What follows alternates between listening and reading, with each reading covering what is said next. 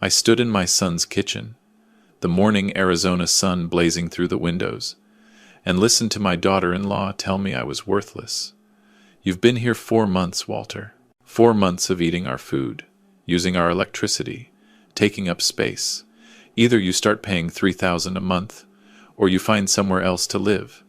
We're not running a charity. My son Michael stood by the refrigerator, scrolling through his phone like it was the most fascinating thing in the world. He wouldn't meet my eyes. I looked at Jessica, really looked at her, and I smiled. Not a big smile, just a small one. The kind that comes when you finally see something clearly for the first time. 3,000 seems steep, I said. That's market rate for this area, Jessica snapped. You're lucky we're not charging you more. Consider it the family discount. Market rate. For the guest room in the house I'd helped them buy. The house I'd given them the down payment for when Michael said they were struggling to qualify for a mortgage. All right, I said quietly. I'll need a few days to make arrangements. You have until Sunday, Jessica said, already walking away. And, Walter, try to stay out of the living room when I have clients over. It's embarrassing explaining why there's an old man watching TV in the middle of the day. Some of us actually work for a living. I'm 68 years old. I retired 5 years ago, right after my wife Linda lost her battle with Alzheimer's. The disease had been cruel, stealing her piece by piece over 7 years. By the end, she didn't recognize me anymore. She'd look at me with those beautiful brown eyes and ask who I was. But I sat with her every single day until the end. That was the promise I made when I married her, and I kept it. After she passed, Michael suggested I move in with them. You shouldn't be alone, Dad, he'd said on the phone. That big house is too much for one person. Come stay with us in Scottsdale. We've got plenty of room. What he didn't say was that Jessica had just quit her job to become a real estate agent, and they were burning through savings faster than Michael's software engineer salary could replace it. I should have seen the signs then. That afternoon, I made a phone call. Just one. Mr. Hartwell. The voice on the other end was warm, professional. It's been too long, sir. Hello, Marcus. I need to ask you something. Anything. You know that. Is the apartment at the Sedona property still available? There was a brief pause. The caretaker's cottage? Of course. But, sir, I thought you wanted to stay close to Michael. Plans change, I said. I'll need it ready by Sunday. Consider it done. Should I send someone to pick you up? No, I said. I'll handle my own transportation. On Saturday evening, Michael came home early from whatever he did on weekends. Usually, he played golf with clients, leaving me alone with Jessica's pointed sighs and passive-aggressive comments about the thermostat. Dad, we need to talk. I was in the guest room, packing my things. 2 suitcases and a few boxes. 45 years of marriage compressed into what I could carry. What's on your mind, son? He sat on the edge of the bed, fidgeting with his watch. An Apple Watch, the latest model. Jessica thinks maybe we were too aggressive about the rent thing. Oh, she said maybe 2,000 would be more reasonable, and you could skip the first month while you figure things out. I folded another shirt, one Linda had bought me for our 40th anniversary. That's generous of her. So you'll stay? I looked at my son. When had he become this person? The boy who used to help me in the garage, who'd hand me wrenches and ask 1,000 questions about how things worked. Where had that boy gone? No, Michael, I don't think I will. His face went pale. You're serious? Where are you going to go? You're 68 years old. You don't have a job. Your pension from the construction company can't be that much. I'll manage. You're being ridiculous, Dad. Jessica's trying to meet you halfway here. You're acting like a stubborn old man. I zipped up my suitcase. Michael, do you know what your mother said to me near the end, before she forgot who I was? He blinked, caught off guard. What? No. She said, promise me you'll never let anyone make you feel small, not even the people you love. I didn't fully understand what she meant back then. I think I do now. That's not fair. We're trying to help you. Are you? I asked. Because from where I'm standing, it feels like you're trying to help yourselves to whatever dignity I have left. Christ, Dad, we let you live here rent-free for 4 months. You let me live in the house I helped you buy? I said quietly. The house your mother and I gave you the down payment for because you said you couldn't qualify for the mortgage on your own? The house you told us was your dream home? That house? Michael's mouth opened and closed. You said that was a gift. It was, I said. I'm not asking for it back. I just want you to remember what gifts mean. On Sunday morning at 7 o'clock, I heard the car pull up outside. Through the window, I saw a black Cadillac Escalade, polished and gleaming in the desert sun. Marcus stepped out, wearing khakis and a polo shirt. He'd aged well. We were about the same age, but he'd always kept himself fit. He'd been with me for 32 years. Jessica was in the kitchen, making her green smoothie, the one she claimed helped her maintain her figure for client meetings. She glanced out the window and frowned. Is that your ride, Walter? Some kind of shuttle to a retirement community? Something like that, I said.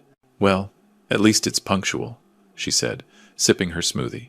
Make sure you take all your things. We're turning your room into a home office for my real estate business. Already planned out, I see. No point letting good square footage go to waste, she said. Michael came downstairs in his weekend clothes. Dad, you really don't have to do this. We can work something out. It's already worked out, I said. Marcus came to the door. When Jessica opened it, she gave him that appraising look she wore when sizing up whether someone was worth her time. I'm here for Mr. Hartwell, Marcus said. Yeah, he's ready, Jessica said, already turning back to her smoothie. Michael, I need you to measure that room today. The desk I ordered arrives Tuesday. Marcus took my suitcases and boxes. That was everything. I'd already arranged for Linda's things, her paintings, her jewelry, her collection of antique cameras, to be moved to climate-controlled storage. Not that Michael had shown any interest in his mother's belongings. This is it? Michael asked from the porch. You're really just leaving? You asked me to pay rent or find somewhere else, I said. I'm finding somewhere else. But where? Dad, you can't afford a place on your own. Not in this economy. Rents are through the roof. I'll manage, I said again. Jessica came back to the front door. Oh, before you go, Walter, we're having the garage cleaned out next week. If you left any of your old tools or whatever down there, they're probably getting tossed. The garage? Where I'd set up my workbench when I helped them move in. Where I'd built the birdhouse for their backyard, the one Jessica had thrown away because it didn't match her aesthetic. Where I'd spent Saturday mornings puttering around, just to feel useful, just to feel like I still had purpose. There's nothing in there I need, I said. Marcus held the car door open for me. I slid into the back seat, the leather cool against my skin. Through the tinted window, I could see Michael standing on the porch, hands in his pockets. Jessica had already disappeared inside. Where to, Mr. Hartwell? Marcus asked. Home, I said. Take me home. We drove north out of Scottsdale, past the strip malls and housing developments, onto the highway that wound through the high desert toward Sedona. Marcus didn't ask questions. He never did. That was one of the many things I appreciated about him. The drive took 2 hours. The suburban sprawl gave way to open desert, then to the red rock formations that made this part of Arizona famous. Linda and I had fallen in love with this landscape 40 years ago. We used to drive up here every chance we got, just to watch the sunset paint the rocks orange and crimson. Jessica had asked me once, shortly after I moved in with them, what I'd done before I retired. I told her I worked in construction. It wasn't a lie. I did work in construction. What I didn't mention was that Hartwell Development built shopping centers, office parks, and residential communities across Arizona, Nevada, and New Mexico. What I didn't mention was that the company Linda and I had started in our garage with a single truck and a toolbox now employed over 200 people and was valued at roughly $18 million. What I didn't mention was that I'd been one of the largest private donors to the Arizona State University engineering program, or that a building on campus bore my name. I hadn't mentioned a lot of things. The turnoff to the Sedona property was marked only by a small stone pillar. No sign, no fanfare. That was how Linda had wanted it. Our private sanctuary, she'd called it. The main house came into view first, a sprawling adobe structure that Linda had designed herself, all clean lines and huge windows facing the red rocks. Behind it, the guest casitas we'd built for friends and family, the pool and gardens Linda had planted, and tucked away near the edge of the property, the caretaker's cottage, a 3-bedroom house that most people would be happy to call home. This was where I'd planned to retire with Linda. This was where we were going to grow old together, watching sunsets and hosting our grandchildren. But there were no grandchildren, and Linda was gone, and Michael had become a stranger to me. Marcus pulled up to the cottage. It had been maintained perfectly, as I knew it would be. Fresh flowers in the window boxes, Linda's roses blooming along the path. "Welcome back, sir," Marcus said. "Elena stocked the kitchen this morning. There's brisket in the fridge from her husband's restaurant." Elena, our property manager's wife. She'd worked for us for 15 years. She'd been at Linda's funeral, had cried with me, had sent homemade tamales to the house for months afterward. "Thank you, Marcus," I said, "for everything. Are you sure about this, Mr. Hartwell? Living out here alone?" "I'm not alone," I said. "I'm home." That first week, I didn't contact Michael. I walked the property, checking on the buildings and the gardens. I met with Marcus and our property manager, Roberto, to review maintenance schedules and finances. I sat on the back porch of the cottage and watched the sun set behind the red rocks, just like Linda and I used to do. My hands remembered the rhythms of this place, the peace of it. Roberto was happy to have me back. "Thought we'd lost you to the city," he joked. "Just visiting," I said. "How's your son doing?" Roberto asked. He'd met Michael a few times over the years, though not recently. "Learning some lessons," I said. The second week, Michael called. I let it go to voicemail. He called again the next day, and the day after that. On the fourth call, I answered. "Dad, where are you? I've been trying to reach you for days. Jessica said you haven't answered any of her texts." "I've been busy," I said. "Busy with what? Are you okay? Are you eating? Do you have your medications?" "I'm fine, Michael. How's the home office coming along?" "Forget the office. We need to talk. Can I come see you?" "Where are you staying?" He paused.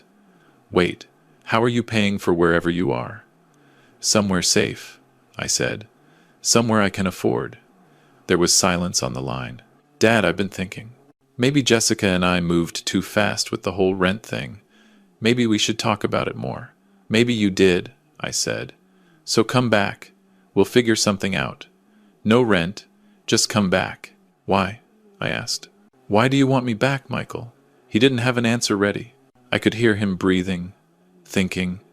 "Because you're my father," he finally said. "That's the first honest thing you've said in a long time," I said. "But it's not enough. Not anymore." I hung up. The third week, Jessica called. This surprised me. Jessica never called me directly. She communicated through pointed comments, through sighs, through Michael, Walter. "Hi, it's Jessica. Listen, I know things got a little tense with the whole rent situation. I was stressed about my business, and I took it out on you. That wasn't fair. I apologize." "Thank you for the apology," I said. "So you'll come back?" "No. Why not? I just apologized." "Jessica, can I ask you something? Do you know what I did before I retired?" "You worked in construction," she said. "Some kind of contractor thing, right?" "Something like that," I said. "Well, anyway, we'd really like you to come back. Michael misses you. And actually, I could use your help with something." "What's that?" "I'm expanding my real estate business. Building a team, really taking it to the next level. I could use some investment capital. Maybe $50,000 to start. You must have some retirement savings, right? I'd pay you back with interest. Better returns than you'd get from a savings account." I almost laughed. "Almost. Jessica, I don't think I'm the right investor for you." "Why not? You don't believe in my vision?" "I'm sure your vision is fine," I said. "But I've learned not to mix family and business.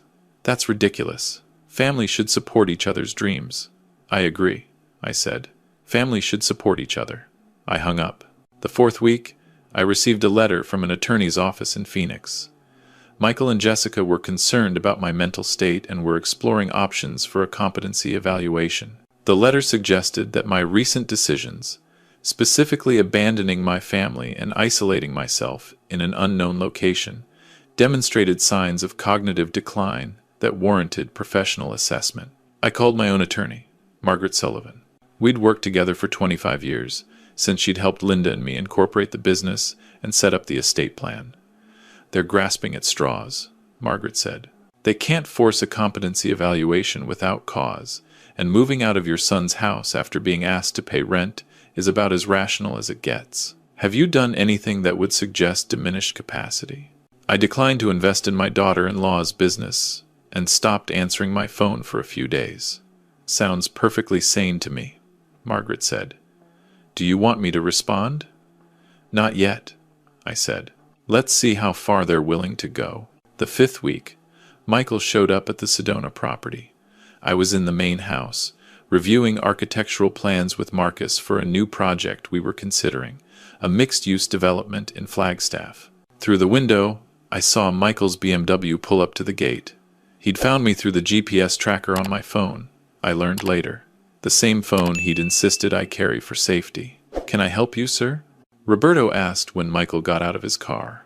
"I'm looking for Walter Hartwell," Michael said, staring at the main house with wide eyes. "And you are?" "His son." Roberto's expression didn't change. "I'll see if he's available. He came to find me in the office." "Your son's at the gate," he said quietly. "Want me to send him away?" "No," I said. "Let him in. But let him wait a bit. I'm in the middle of something." I made him wait 20 minutes. Not out of cruelty, but because I genuinely was in the middle of something. When Marcus and I had wrapped up our discussion, I walked out to the main courtyard where Michael was standing, staring at the house, the grounds, the view of the red rocks. "Is this a resort?" he asked, not looking at me. "Some kind of retreat center?" "No," I said. "This is mine." "Yours? This whole place?" "Yes." He turned to face me, and I saw something I hadn't seen in years. Confusion. Real confusion. "But how? You were a contractor. You worked for a construction company." "I never said I worked for a construction company," I said. "I said I worked in construction. Hartwell Development. This is your company? It's the company your mother and I built, together, for over 40 years. He looked around again, at the main house, the guest casitas, the swimming pool, the manicured gardens, the red rocks towering in the background. "How much is all this worth? Does it matter?" "You let me think you were broke," Michael said. His voice was strange, tight. "You let me and Jessica treat you like you needed our help, like you were some kind of burden. You treated me that way on your own," I said. "I never asked for charity, but you could have told us." "Why?" I asked. "So you'd treat me better because of what I own? So you'd respect me because of my money instead of who I am?" He didn't have an answer. "Your mother and I built this business over 4 decades, I said. "We started with a pickup truck, a toolbox, and $20,000 we'd scraped together from working 3 jobs. We were terrified. Every month, we weren't sure we'd make payroll. We worked 100-hour weeks. We learned everything the hard way. We failed more times than I can count, and we got back up every single time. But we never forgot where we came from. We never forgot what mattered. I looked at my son. When your brother died, I thought the grief would kill us. But your mother and I had each other, and we had you, and we had this work that gave us purpose. When did you lose that, Michael? When did you stop caring about purpose and start only caring about what things cost?" "Kevin, my older son. He died in a car accident at 22, 3 years before Michael was born. Michael had grown up in Kevin's shadow without ever knowing him, had seen the photos on the walls, had heard the stories, but he'd never understood the weight of that loss." "I didn't lose anything," Michael said, but his voice was uncertain. "I've worked hard for everything I have. Have you?" I asked. "Or have you just been trying to look successful while the foundation crumbled underneath?" "That's not fair." "Tell me about your job, Michael. Tell me about this software engineering career you're so proud of." "What about it?" "I had dinner last month with Tom Reeves," I said, "the CEO of the company you work for. We've known each other for years. He told me you've been on performance improvement plans twice. He told me you're about to be laid off in the next round of restructuring. He looked stunned. "You've been spying on me? I've been watching out for you," I said, "the way a father does. Even when his son won't talk to him. Even when his son treats him like a burden. How do you know Tom Reeves?" I asked him the same question. I said, "How does my son not know what his father does for a living?" And he told me something interesting. He told me that every time Hartwell Development comes up at a conference or a meeting, you change the subject. You never mention your connection to the company. He thought maybe you were embarrassed. Michael's face crumpled. "I wasn't embarrassed," he said quietly. "Then what?" "I was angry," he said. "I was angry that you and Mom built all this, and I had nothing to do with it. I was angry that you never included me, that you never asked me to be part of it. Michael, I asked you," I said. "When you graduated college, I asked you to come work with us. You said you wanted to make your own path." "I didn't mean it," he said. "I wanted you to ask again, to convince me. I was 22. I was stupid." He sat down on one of the stone benches in the courtyard. "So stupid," he said. "And then Mom got sick, and you were so focused on taking care of her, and I felt like I'd missed my chance, like the door had closed, and I couldn't get back in. So I pretended none of it existed. I told myself you were just some retired contractor living on a fixed income, because that was easier than admitting I'd walked away from everything you and Mom built." We sat in silence for a while. A pair of hummingbirds danced around the feeder. Elena kept filled with sugar water. The sun was starting its descent, painting the rocks gold and amber. "Why didn't you ever tell Jessica the truth?" I asked. "Because she would have wanted the money," he said.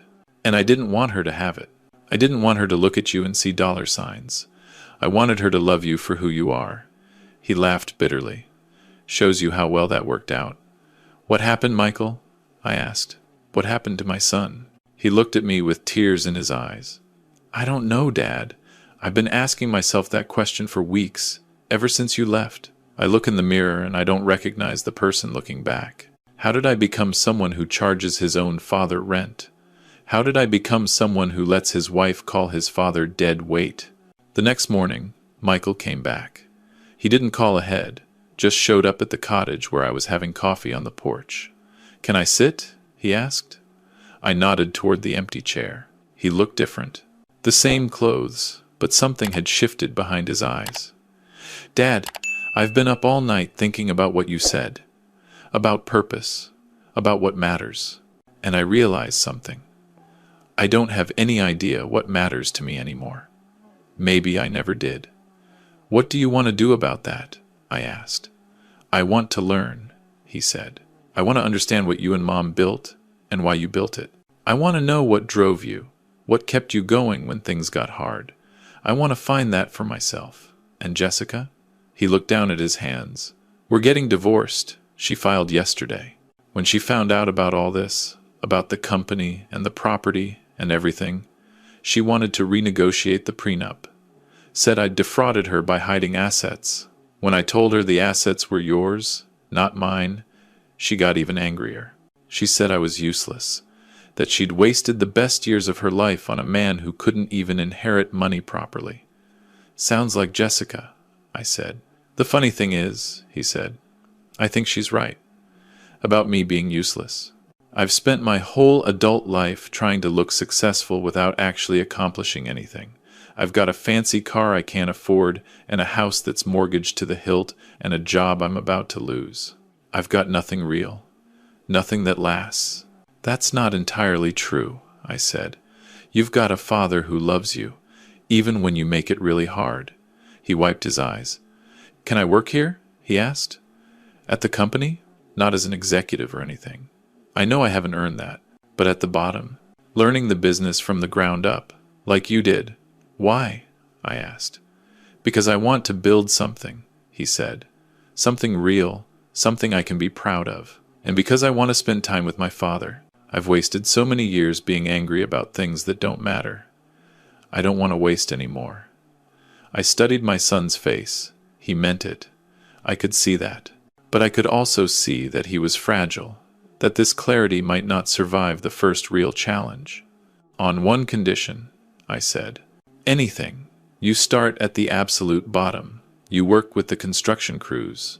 You learn how to pour concrete, how to frame a wall, how to read blueprints. You earn the respect of the workers before you touch anything on the business side. How long? As long as it takes. Maybe a year, maybe 2. When Roberto and Marcus tell me you're ready, then we'll talk about next steps. I'll do it, he said. Whatever it takes.